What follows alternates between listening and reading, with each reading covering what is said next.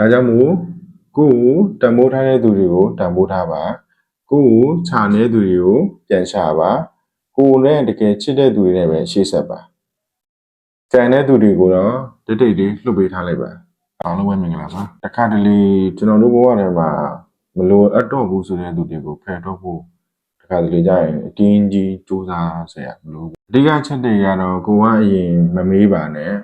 ပြီးတော့ကိုကအရင်မဖိတ်ပါနဲ့ပြီးတော့ကိုကအရင်မဆက်သွယ်ပဲနဲ့နည်းနည်းလေးနောက်ဆုတ်ပေးကြည့်လိုက်ပေါ့နော်အဲ့ဒီအချိန်ကျမှကိုဝဲဘဝထဲမှာဘသူကတကယ်ရှိရှိနေလဲဆိုတော့ပေါ်လာနိုင်မယ်ပေါ့နော်ပြီးလို့ရှိရင်တော့ဘလို့ဒီအကျိုးတရားမှုတွေရှိလာမယ်ဆိုတော့ကိုမခေါ်မဲ့သူတွေရှိလာမယ်ကိုမမေးတော့ဘူးဆိုရင်မမေးတဲ့သူတွေလည်းရှိလာမယ်ပေါ့နော်ပြီးတော့ကိုကသွားနေကြနေရလေးဆိုရင်လည်းကိုမသွားရင်လုံးဝမတွေ့တော့မဲ့သူတွေလည်းရှိလာနိုင်မယ်ပေါ့နော်အဲ့လိုမျိုးဖြစ်သွားပြီဆိုလို့ရှိရင်တော့အစပိုင်းမှာတော့နည်းနည်းလေးတော့နာကျင်ရမယ်ပေါ့နော်ကိုဘက်ကပေါ့ပြီးတော့ကိုယ့်ရဲ့စိတ်ထဲမှာငါဒီလောက်တောင်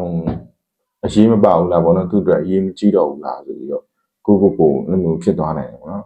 ဒါပေမဲ့အဲ့လိုနာကျင်လိုက်ရတာလည်းတခါတလေကိုယ့်အတွက်ကောင်းတာလေးတွေဖြစ်လာနိုင်တယ်ပေါ့နော်ပို့ပြီးတော့နားလည်သွားတာပေါ့ကိုကလည်းအမြင်မှန်ရပါတယ်အမှန်တရားလည်းသိပါတယ်ဘာလို့လဲဆိုတော့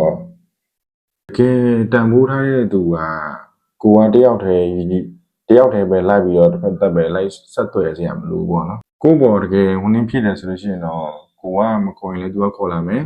ကိုကမမေးရင်လည်းသူ့ဘက်ကမေးလာမယ်ပြီးတော့ကိုကမအားတော့လို့ပဲဖြစ်ပေါ့နော်သူရှိမသွားတော့ဘူးမသွားပြည့်ဘူးဘာညာဆိုရင်ကိုကမတွေ့ရင်တော့မှ